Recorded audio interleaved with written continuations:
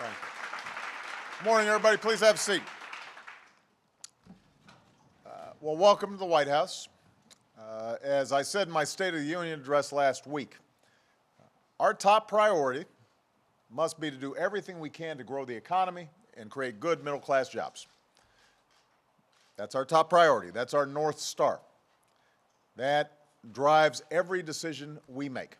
And it has to drive every decision that Congress and everybody in Washington makes over the next several years.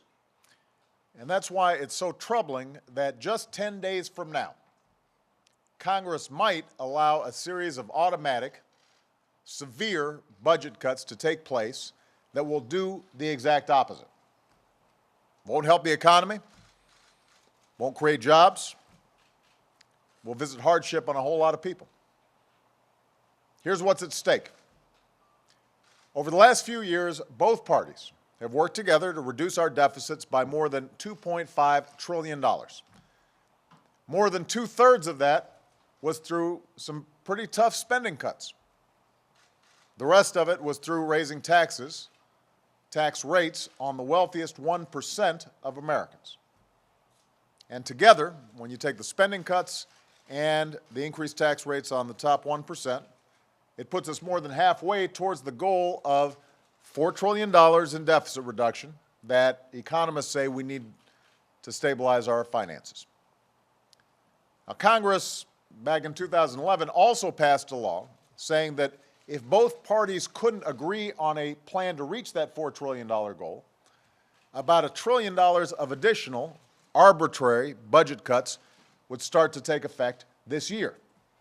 And by the way, the whole design of these arbitrary cuts was to make them so unattractive and unappealing that Democrats and Republicans would actually get together and find a good compromise of sensible cuts, as well as closing tax loopholes and so forth. And so this was all designed to say, we can't do these bad cuts, let's do something smarter. That was the whole point of this so-called sequestration. Unfortunately, Congress didn't compromise. They haven't come together and done their jobs. And so as a consequence, we've got these automatic, brutal spending cuts that are poised to happen next Friday. Now, if Congress allows this meat cleaver approach to take place, it will jeopardize our military readiness. It will eviscerate job-creating investments in education and energy and medical research. It won't consider whether we're cutting some bloated program that has outlived its usefulness or a vital service that Americans depend on every single day. It doesn't make those distinctions.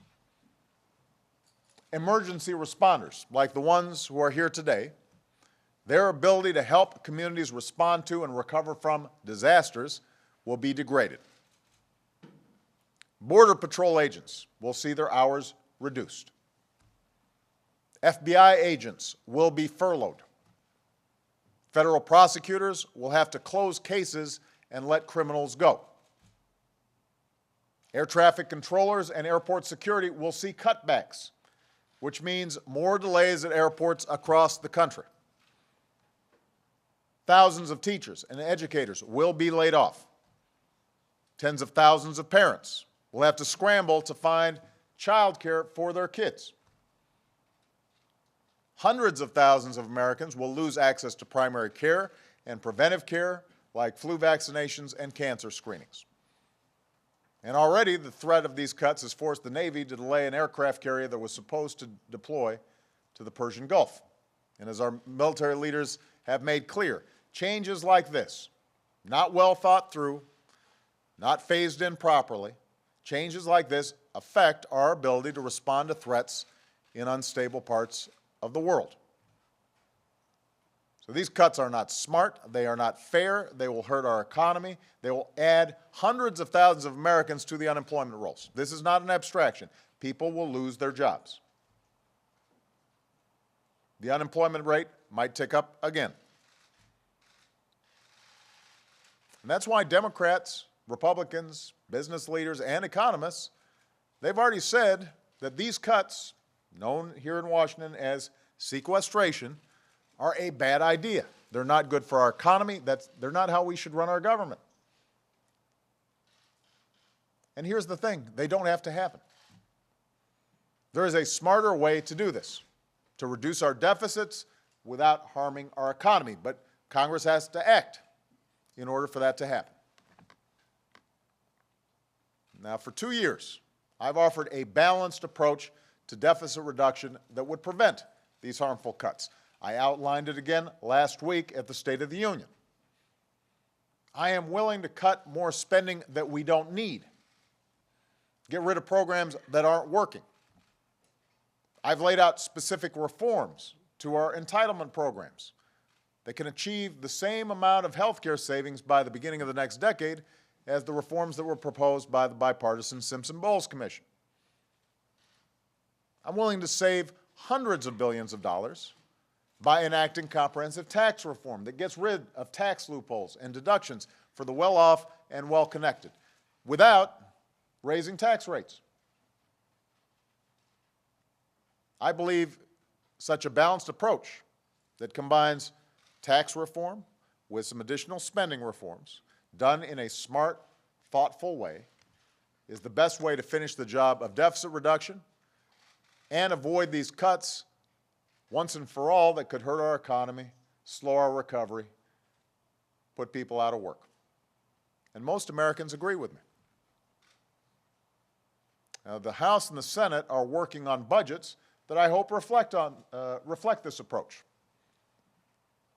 But if they can't get such a budget agreement done by next Friday, the day these harmful cuts begin to take effect, then at minimum, Congress should pass a smaller package of spending cuts and tax reforms that would prevent these harmful cuts, not to kick the can down the road, but to give them time to work together on a plan that finishes the job of deficit reduction in a sensible way. I know Democrats in the House and in the Senate have proposed such a plan, a balanced plan, one that pairs more spending cuts with tax reform that closes special interest loopholes and makes sure that billionaires can't pay a lower tax rate than their secretaries. And I know that Republicans have proposed some ideas too. I have to say, though, that so far at least, the ideas that the Republicans have proposed asks nothing of the wealthiest Americans or biggest corporations. So the burden is all on first responders or seniors or middle-class families. They double down, in fact, on the harsh, harmful cuts that I've outlined. They slash Medicare and investments that create good middle-class jobs. And so far, at least, what they've expressed is a preference where they'd rather have these cuts go into effect than close a single tax loophole for the wealthiest Americans. Not one. Well, that's not balanced. That'd be like Democrats saying we have to close our deficits without any spending cuts whatsoever. It's all taxes. That's not the position Democrats have taken. That's certainly not the position I've taken. It's wrong to ask the middle class to bear the full burden of deficit reduction. And that's why I will not sign a plan that harms the middle class. So now Republicans in Congress face a simple choice. Are they willing to compromise to protect vital investments in education and health care and national security and all the jobs that depend on them? Or would they rather put hundreds of thousands of jobs and our entire economy at risk just to protect a few special interest tax loopholes that benefit only the wealthiest Americans and biggest corporations? That's the choice. Are you willing to see a bunch of first responders lose their job because you want to protect some special interest tax loophole? Are you willing to have teachers laid off or kids not have access to Head Start or deeper cuts in student loan programs just because you want to protect a special tax interest loophole that the vast majority of Americans don't benefit from? That's the choice. That's the question. And this is not an abstraction. There are people whose livelihoods are at stake. There are communities that are going to be impacted in a negative way. And I know that sometimes all this squabbling in Washington seems very abstract. And in the abstract, people like the idea, there must be some spending we can cut. There must be some waste out there. There absolutely is. But this isn't the right way to do it. So my door is open. I've put tough cuts and reforms on the table. I'm willing to work with anybody to get this job done. None of us will get 100% of what we want.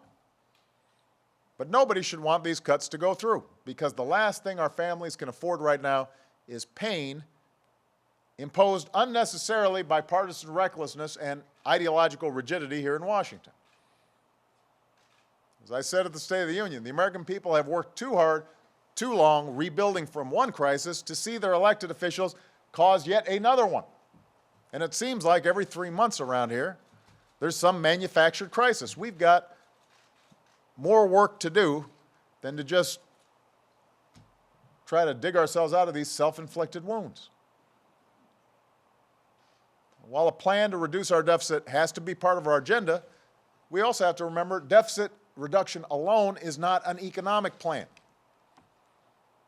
We learned in the 1990s, when Bill Clinton was president, nothing shrinks the deficit faster than a growing economy that creates good middle-class jobs. That should be our driving focus, making America a magnet for good jobs, equipping our people with the skills required to fill those jobs, making sure their hard work leads to a decent living. Those are the things we should be pushing ourselves to think about and work on every single day. That's what the American people expect. That's what I'm going to work on every single day to help deliver. So I need everybody who's watching today to understand we've got a few days. Congress can do the right thing. We can avert just one more Washington manufactured problem that slows our recovery and bring down our deficits in a balanced, responsible way. That's my goal. That's what would do right by these first responders. That's what would do right by America's middle class. That's what I'm going to be working on and fighting for, not just over the next few weeks, but over the next few years. Thanks very much, everybody. Thank you guys for your service. Thank you.